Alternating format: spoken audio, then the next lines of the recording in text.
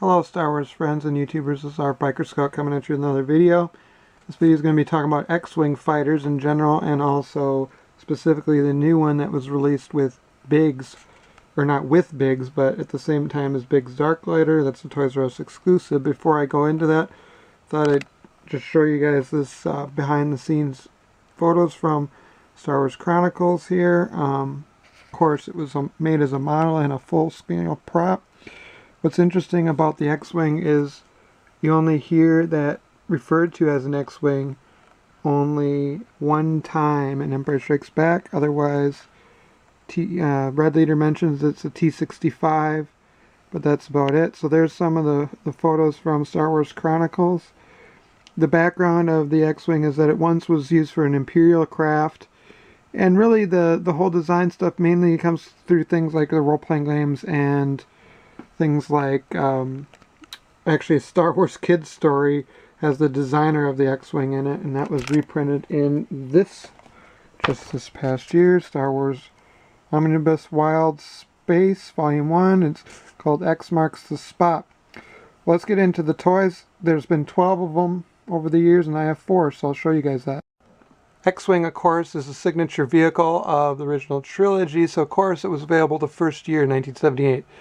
But I don't have that version. I'm a Return of the Jedi kid. I'm not a Star Wars kid.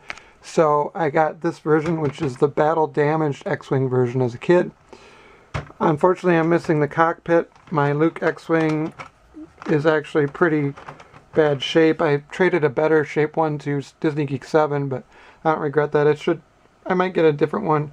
But I always thought his face looks like a play school person more than any of the original figures. It has this motor mechanism back here, which doesn't work anymore, and then it's got the droid socket here to make the S-files lock into position. Let's see if that works. Unfortunately, this is falling off too, so really I should get another one, but I'm not there yet. Also, Retro Blasting's got a great thing about battle damaged X-wings and how they fooled you to get the stickers on, so check that out. There'll be a link in the description. Next X-wing I got was much later, well, a dozen years or so later. This is the 1995 version of the X-wing, the Power of the Force version. Here's the box for it. Of course they didn't have an X-wing Luke available yet, so they put in the Farm Boy Luke, the big muscular guy. Here's the back. It was one of the first 4 vehicles of the new line. Got them all at the time, still have them all. 2 real movie sounds. Does the same thing, it's molded from the old one, so works much better because it doesn't have the playwear quite as much as when I was a kid. It's got updated stickers, it's got a different kind of canopy. This is falling off a little bit, and it also has got electronic sounds, which I don't think work because I haven't replaced the batteries. So, but there's 2 sounds you can have there. So that's that one. That was the next time I got an X-wing. We'll take a look at the bigger winged X-wings that I have next. Okay, here is the 1998 Power of the Force Electronic Power FX X-wing fighter, specifically Luke Skywalker's Red 5. This is the mold they've been using for a number of different X-wing fighters since then, including the new one with modifications. But when this came out, it was quite something. You could do a lot with it. Here's the box. Here's what it says about it. You could replay the Death Star battle with authentic movie phrases, R2-D2 with flashing lights and real movie sounds, targeting computer lights up, electronic laser cannon blast, remote lever moves figure heads, triggers authentic sounds. See on the back there, and then it says here, fire laser cannons in the middle and activate targeting computer. So let's try that. Let's do that. So A, movie sounds. Well, this actually moves their heads. Luke is permanently in there, as is R2. The middle one, fire laser cannons. Let's see. Yeah. Still works. Believe it or not, I've never replaced the batteries in this thing since 1998. So I'm just amazed that they still work. Here's the third one. That one makes the targeting computer go back and forth. You can see that there. And then if you lift it up, There's the bigger missile, and there's a missile which I don't have installed, but there's the missile holder there. And let's see, you can also press R2 and it talks and R2 lights up. It is very impressive. The only thing I don't like on these bigger ones are the S-foils, but I think they've improved on this. In between this 1998 version and the current one, they've made one in 2002, which was a Dagobah one. They made red leaders in 2003, I believe, and that was both in the Saga collection. In 2004, they had two smaller ones, one in a multi-pack with a TIE Fighter, smaller wing ones like the originals, and then one by itself, clear box. 2006, there was a Saga Dagobah one, which I wish I would have picked up. All these things go for $100 or more, it seems like, in the secondary market today. So it's good to get a brand new one. And then there's also ones from 2009, there was wedges, and 2011 there was a Death Star trench run. So there's been a lot of changes, but I haven't bought one since this one in 1998. So let's take a look at the new one and what I think about it compared to this one. Okay, here is the new X-Wing packaging. Toys R Us exclusive. It retails for $59.99 or so, and I got a deal on it for $45. They had a 25% off sale. I don't think I'd want to pay $60 for this. There'll probably be more sales before the holidays are over. You can see that it's a vintage package. That's the big draw for me, and why I didn't get some of the other ones in between. I looked at them here and there, and I should have picked up the wedge one and the 2006 one. Now looking back at it, maybe the Death Star trench one. But this one is pretty awesome. Biggs has been one of my favorite characters as far as the pilots, other than Luke and the original story, so it was like a no-brainer for me to get this. I'm glad I got a good price on it though. On the side here, look, hey, Biggs has survived. And then they got Luke there and Chewie, the droids, Han and Leia, all welcoming him back. Contains X-wing fighter. Here's the back side, vintage collection. Nice that they kept that kind of packaging. Again, that's a huge draw for me. And on the side here, canopy opens. Star Wars figure not included. Retractable landing gear. I don't like the new Biggs, and this doesn't look like the new Biggs. It looks like the one I have, the 30th anniversary. And this side, it says hidden torpedo launcher, wings open and close. Retractable landing gear.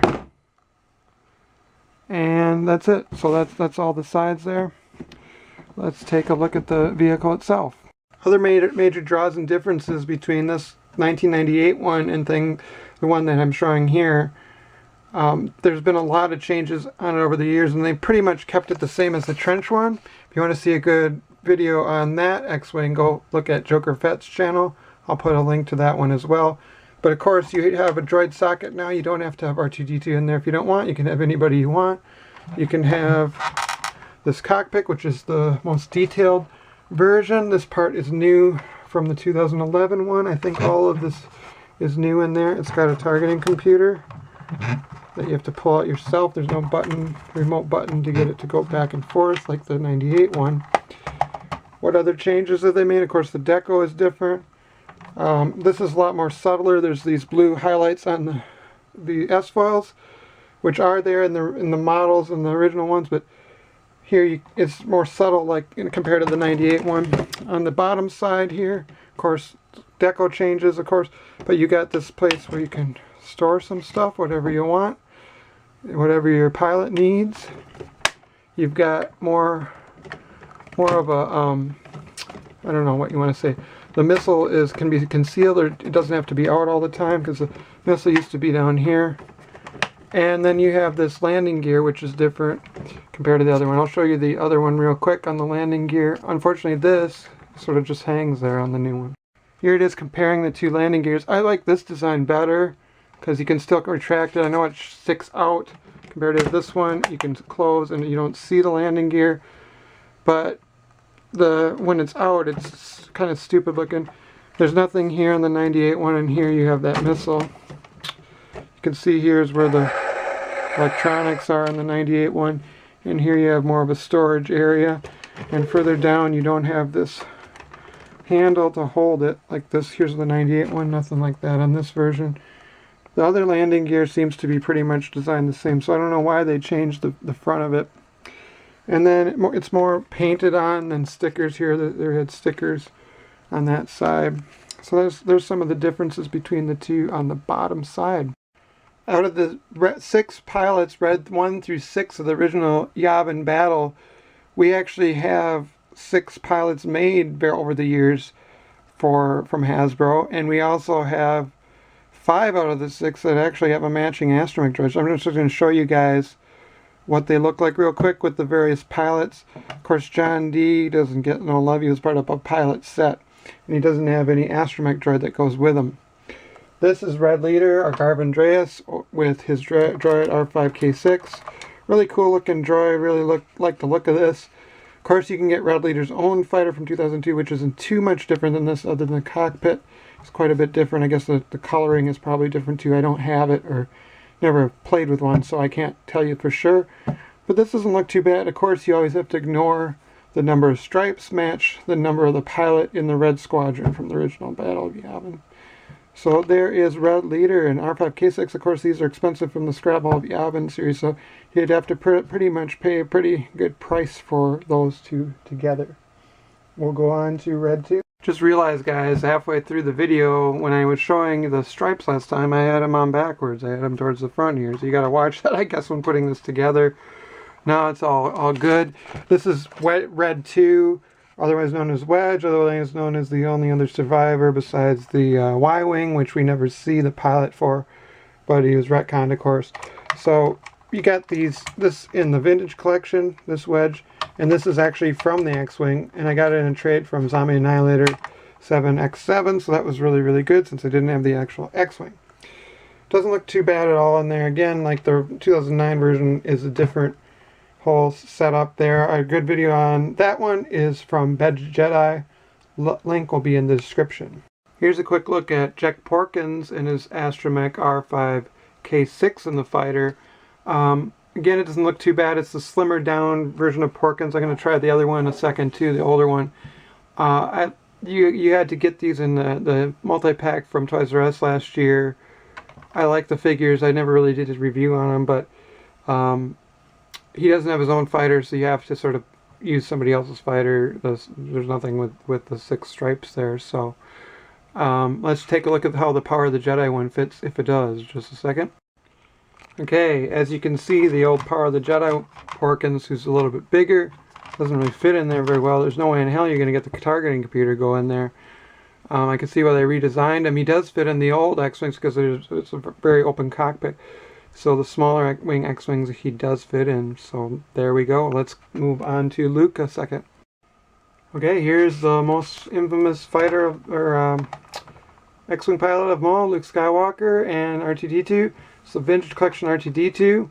Maybe in scale a little bit better, but definitely not to this ship. So I'd recommend using a different R2-D2 if you use one on this ship or an earlier version. Of course, the Death Star Trench World would be nice, but it's very expensive at this time if you got it when it came out. Then you get that extra Darth Vader TIE Fighter, which you may already have or not really interested in, but and then it's got sort of more battle damage R2-D2, but it's very similar to this. So again, check out Joker Fett's video in the links below. Finally, we have Biggs himself and his astromech. His astromech is pretty pricey. Generally, I've seen him for $20 and over online. I've talked about him before. It's sort of debatable whether this is really his astromech, but it's the closest thing. It looks similar. It's R2-Q2. You can see him in the original movie here and there in the background. You can see my video about astromechs of Star Wars for a little more on those astromechs that are other than R2-D2. The new Biggs is pretty horrible as a figure. I didn't like it. The orange was bad. He looks Asian. But I might have to get it just to get some Biggs in here, because here's the 30th anniversary collection one. I guess I can sort of get it in here, but the cockpit won't close. I don't know why, because he's pretty much the same body as Luke, so I don't see why it's causing me problems here, but I can't get the cockpit to close. Here's the landing gears falling down. I guess I could try the Power of the Force one. Let's see how that works a minute. He looks sort of generic, but might work. We got Biggs back in '98, which was a surprise. We got Biggs and Wedge in the Power of the Force line, other than Luke, and there we go. because Biggs is more of a toy, he does fit in there, so it's not so bad. Other than the astromech, you should be able to get this version of Biggs or that one just as cheap as the new one out on store shelves. You can get the new one like at Brian's Place like for $7. He's carry forward to wave 2 even, so I'm sure it'll be very common. If I can get one for like $5, I might be tempted, but I'm not paying no $10 for that figure. So, I hope you enjoyed this look at this new X-Wing and my various other X-Wing stories and babblings. And until next time, guys, may the Force be with you.